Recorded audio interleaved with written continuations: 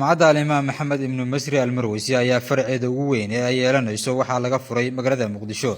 furitaanka jaamacadda ayaa waxaa ka soo qayb galay culimo Soomaaliyeed oo wadanka caan ka ah, aqoon-yahano iyo howlwadeennada jaamacadda. jaamacadda oo ah jaamacad lagu barto culumta diinta Islaamka haddana la sii ballaarinayo ayaa culimada ka soo qayb gashay waxay ugu baaqeen dadka Soomaaliyeed ee wax haysta inay ka qayb qaataan dhismaha jaamacadda oo lagu baran doono culumta diinta Islaamka. ugu horeyn waxaa halkaasi ka hadlay Dr. Cabdulqaadir Xuseen Dhuxulow oo ah maamulaha jaamacadda Almarweysi. waxaa farxad weyn noo ah inaan maanta halkan ku kulannay annaga oo ka kooban culimo Soomaaliyeed oo caan ah iyo aqoon-yahano iyo maamulka jaamacadda iyo howlwadeennadiisa una kulannay arrin aad iyo aad u farxad leh oo Ilaahay looga mahad celinayo.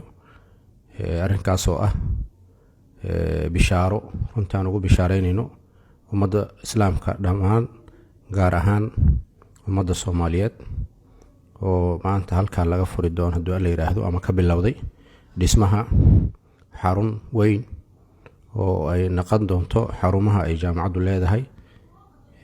xaruntan waxay ka kooban tahay ilaa 12 boos oo saad aragtaanba hadda darbiga lagu wareejiyey. mar dhowna haddii alla yiraahdo qaybihii kale ee xigay iyo marxaladihii kale ee xigay dhismaha ayaan bilaabi doonaa. qaar ka mid ah culimada ka soo qayb gashay oo ay ka mid yihiin Sheekh Cabdulqaadir Cukaasha, Sheekh Xasan Kaafi Cilmi, Sheekh Maxamed Macalin Abshir ayaa halkaasi ka hadlay waxayna dadka Soomaaliyeed ugu baaqeen inay ka qayb qaataan dhismahan jaamacadda. anigoo dadka nafteyda iyo walaalaha ganacsatada la hadlayo waxaan leeyahay joogi meeyno qofka waxa anfacayana waa tan uu nabigu noo sheegay, ilaahina noo sheegay. waxa weeye qofka markuu dhintay idaa maata ibnu aadam inqataca camaluhu ilaa min 3 sadaqatin jaariya aw cilmin yuntafacu bih aw waladin saalixin yadcuu lah. waa sadaqa jaariya tan oo kaleeto weeyaan. waa meeshii cilmiga iyo ummadda macrifada loogu horseedi lahaa, waa meeshii cilmi nubuwa lagu faafin lahaa wey. marka waxaan leenahay meelaha xoolaha la geliyo meesha ugu khayrka badan tan weeye. annagaa dhisan karna aan dhisno insha allahu tacaala. walaalayaal, sida culimmadu ay sheegeen, meesha aan joogno waa maqari loogu talagalay insha allahu tacaala in maaragtay lagu aasaaso oo ay saldhig u noqoto jaamicatul imaam maxamed ibnu nasr almarwasi. dhulka hadda aan dhex taagannahay waxaa u wareegsan derbi, waxaana la rajaynayaa insha allahu tacaala dhismooyinkii kale ee jaamacadda, meelihii wax lagu baranayay, fusuushii, maktabadii jaamacadda iyo masjid ay jaamacaddu yeelato oo lagu tukado, intaba insha allahu tacaala in laga dhiso. camalkaana siday culimmadu sheegeen waa camal khayri ah, waa meelaha wax lagula baxo, meelaha ugu muhiimsan wey.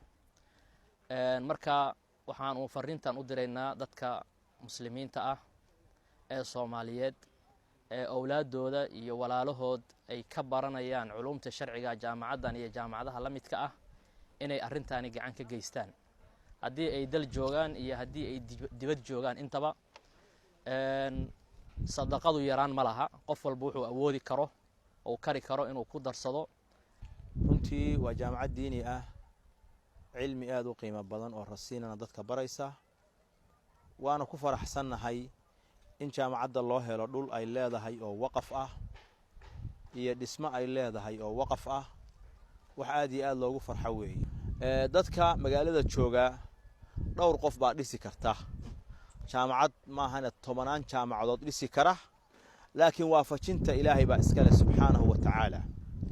ribix marka wax laga raadiyo oo aan khasaarahayn oo liibaan ah waa shaygaas waqafka oo khayriga ah. waxaan ugu baaqaynaa walaalaha muslimiinta ah oo ilaahay uu waxsiiyey, kuwa dalka jooga iyo kuwa dibadda jiraba, inay u istaagaan dhismaha jaamacadda alimaam almarwasi dhulkeedan isaga ah oo ugu horeeyo masaajidka iyo maraafiqda la socota, inay u istaagaan baan ugu baaqaynaa. ugu dambeyntii waxaa iyaguna halkaasi ka hadlay dadka sadaqaystay dhulka laga dhisayo dhismaha cusub ee jaamacaddan. marka dad badan oo khayrkaas iska kaashaday ayaa dhulkan waqfay. marka dhismuhuna wuxuu rabaa sidoo kale asaguna sidii dhulkan la iska kaashaday asagana in loo hal nin ma bixin, 2 nin ma bixin, 3 nin ma bixin. waxaa baxshay dad badan oo qaarna dhintay oo loo waqfay oo la yiri war ku darso oo walaalka iyo aabaha waqf la yiri iyo dad ayaguna haddii la yidhi waalidkood u waqfay oo haddii la yidhahdo si heer cadoobu kale iyo diinal qaybtaan ayaguna ku daqreen gadaal uga dareen marka khayrkaas marka saas ayuu ahaayoo marka hore ilaahay u waafajiyey. dhulkan awal muddo yar ka hor wax faa'iidaa ma lahayn, duuru iska ahay, wax dhismaa ma lahayn. maanta ka bilaabta waxaan rajayaa in markaas muxuu ahaa khayrkii uu noo bilowdo oo markaas ajir aan ka helno. ilaan annagu wax danahoo kale oon kala hayno ma jirto, ilaahay dartiis bisan u bixinay. وهذا المشروع بإذن الله تعالى هو مشروع خيري دعوي تعليمي، وهذه الجامعة من الجامعات الإسلامية التي هي على منهج أهل السنة والجماعة المعدودة أو القليلة في هذا البلد، فنسأل الله جل وعلا أن يعيننا على إتمام هذا المشروع الوقفي الخيري، وندعو جميع إخواننا من أهل الخير والمحسنين المشاركة في هذا الخير. والله تعالى أعلم، وصلى الله وسلم على نبينا محمد وآله وصحبه أجمعين.